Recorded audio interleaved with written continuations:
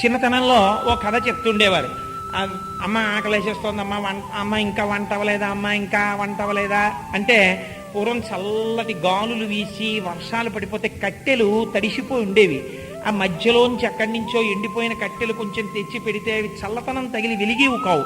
అయిపోతుంది నాన్న, ఒక అరగంటలో వంట అయిపోతుంది, కూర్చోండి కూర్చోండి అంటుండేవారు.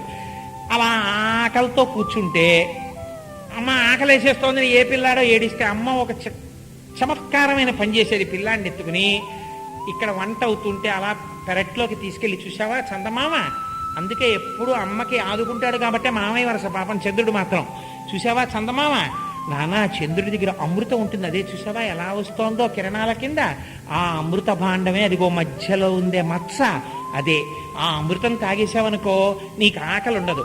ఇక్కడ కూర్చుని చందమామ రావే, జాబిల్లి రావే, నాకు ఆ అమృత భాండం ఇవ్వవా అని కాసేపు ఆ చంద్రుడి వంక చూడు, మామయ్య వచ్చి నీకు అమృతం పోస్తాడు, నీకు ఇంక అసలు ఆకలే ఉండదు నాన్న అనేవారు. అంటే వెర్రాళ్ళల్లా మేము అక్కడ కూర్చుని ఆ చంద్రుడిని చూస్తూ చందమామ రావే మాకు ఆ అమృత భాండం ఇవ్వవా అంటే కాసేపు ఆగి రండి వడ్డించేసామనేవారు. అంతే, అమృతం లేదు ఏమీ లేదు, అమ్మ చేతి వంటే అమృతం అక్కడ పోయేవాళ్ళం. అలా మీరు ఆ కృష్ణుడు లోపలికి వెళ్ళడం, వెన్న తింటూ ఉండడం, కస్త్వం బలానుజహ, నేను బలరాముడి తమ్ముణ్ణి, అందులో కూడా రహస్యం అండి.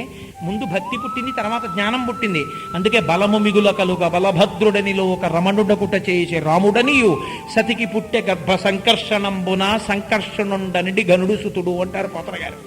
అట్లా ముందు భక్తి ఉండాలి, తర్వాత జ్ఞానం. ఆ భక్తి జ్ఞానములు విడివిడి ఉండవు, అందుకని బలరామకృష్ణులు కలిసే ఉంటారు.